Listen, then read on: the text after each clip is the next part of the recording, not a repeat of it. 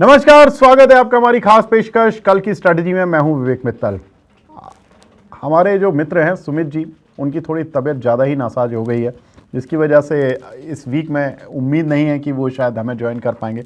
लेकिन हाँ, मार्केट में ज़रूर तबीयत ठीक है, नासाज आज देखने को मिली ज़रूर, लेकिन इतनी खतरनाक नहीं है। मार्केट में अगर स्थिति देखें तो अब F&O एक्सपायरी का समय चल रहा है, तो थोड़ी सी वॉलेटिलिटी ज़्यादा है। आज अगर हम देखें तो सेंसेक्स निफ्टी जिस तरह के वाइल्ड स्विंग्स दिखा रहे थे, आज शायद लोग उतना ही बोर हो गए। आज मार्केट एक रेंज में रहा, ज़्यादा कुछ नहीं चला। 0.3% सेंसेक्स, 0.3% निफ्टी, दोनों ही नीचे बंद हुए। मिड कैप बिल्कुल फ्लैट बंद हुआ, स्मॉल कैप में मामूली तेज़ी थी।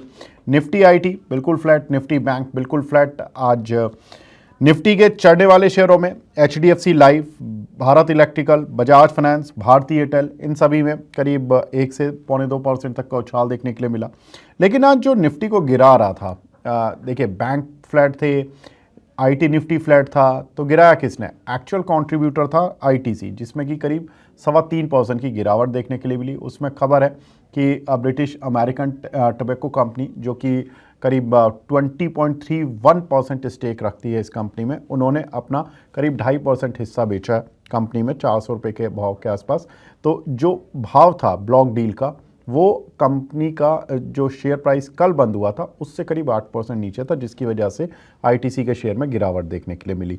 ITC के शेयर में गिरावट का दूसरा कारण ये भी था कि 7.5 रुपये का करीब डिविडेंड भी था, जो कि एडजस्ट होकर आया, तो जिसकी वजह से शेयर में थोड़ी सी गिरावट आनी ही थी।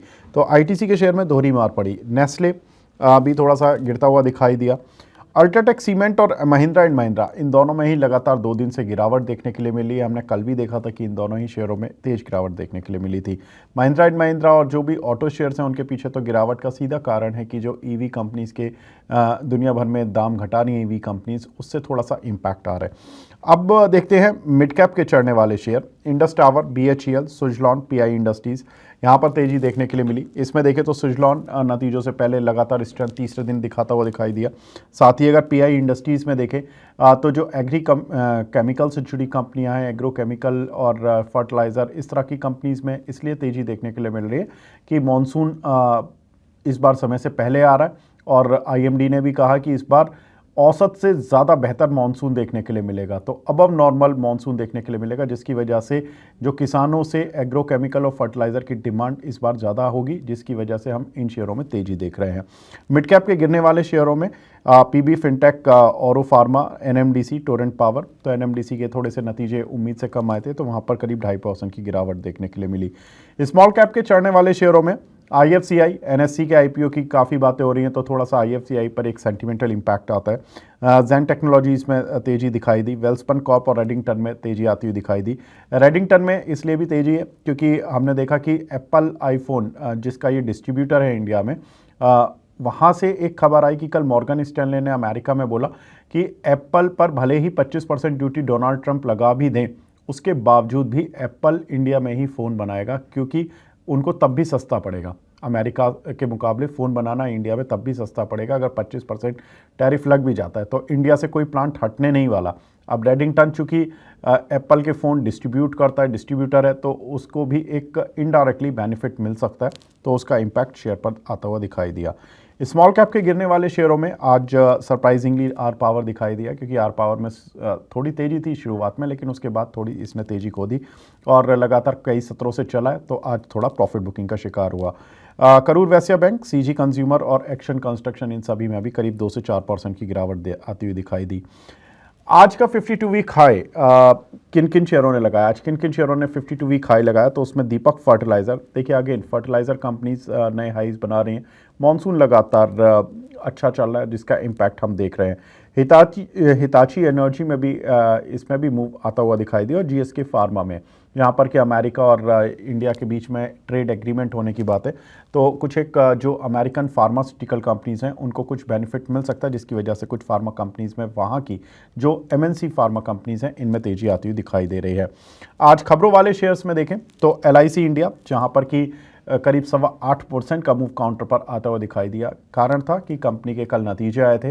नतीजों में जो प्रॉफिट की ग्रोथ थी वो 38% थी, स्ट्रीट की एक्सपेक्टेशन से ज़्यादा अच्छी थी, तो जिसकी वजह से काउंटर में तेजी आ गई। जुनिपर होटल में भी रिजल्ट्स का इम्पैक्ट था, काउंटर करीब 4.5% बढ़कर बंद हुआ। श्री सीमेंट 3.5% नीचे गिरता हुआ दिखाई दिया आज के सत्र में। कारण उसका ये था कि कंपनी को एक टैक्स नोटिस मिला करीब 589 करोड़ रुपए का, जिसके चलते इस कंपनी पर थोड़ा सा इस पे टैक्स के और इस तरह के कुछ रेगुलेटरीज इश्यूज काफ़ी बढ़ रहे हैं श्री सीमेंट पर, जिसकी वजह से ये काउंटर आए दिनों पिट जाता है और इस बार भी यही एक कारण रहा है। अब बाजार में कल की स्ट्रैटेजी क्या होनी चाहिए, तो हमारी डॉक्टर रवि सिंह से बात हुई, जो कि मार्केट एक्सपर्ट हैं, रेलिगर के सीनियर वीपी भी हैं। निफ्टी में उन्होंने कहा कि नीचे आने पर कहीं भी लॉन्ग करना है, 24,700 का एक स्टॉप लॉस लेकर चले, 24,850 का टारगेट लेकर चले। तो कल भी जो निफ्टी की रेंज रहेगी वो थोड़ी नैरो ही देखने के लिए मिलेगी, वाइल्ड स्विंग शायद आपको ना देखने को मिले, क्योंकि जो गेम होना था F&O एक्सपायरी से पहले रोल ओवर होने का वो काफ़ी हद तक हो चुका है। बैंक निफ्टी पर भी उन्होंने यही कहा कि नीचे आने पर बाय करें, 55,380 पर बाय करें, 55,500 का टारगेट लेकर चले और 55,320 का एक स्टॉप लॉस लेकर चले। तो बहुत नैरो रेंज उनकी तरफ से दी गई है, करीब 120 पॉइंट का उनकी तरफ से बढ़त का आकलन है। 320 का स्टॉप लॉस है, तो आप अगर 350 340 के आसपास भी बाय करना चाहते हैं तो वहाँ पर भी बाय करना देख सकते हैं। निफ्टी बैंक निफ्टी के नीचे आने पर 380 या उसके नीचे आने पर बाय कर सकते हैं। 320 का लेकिन एक stop loss, strict stop loss जरूर लगा लें, क्योंकि कल F&O एक्सपायरी का दिन है, तो थोड़े बहुत इतने स्विंग तो हो ही सकते हैं कि स्टॉप लॉस या टारगेट कटते हुए जल्दी जल्दी दिखाई दे। तो ये कल की स्ट्रैटेजी है। बाकी खबरों में कल F&O एक्सपायरी का दिन रहेगा और GDP परसों आने वाली है भारत की, तो उससे पहले इंडियन मार्केट में थोड़ा सा इम्पैक्ट देखने के लिए मिल सकता है GDP आंकड़ों से पहले।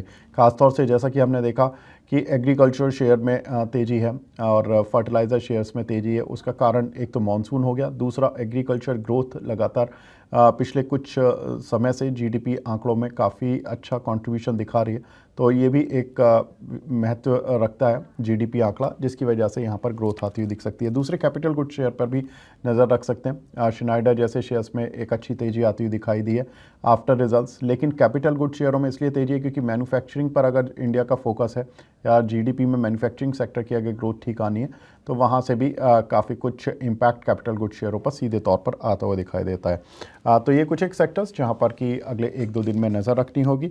फिलहाल इस अपडेट को यहीं पे विराम देते हैं। नमस्कार।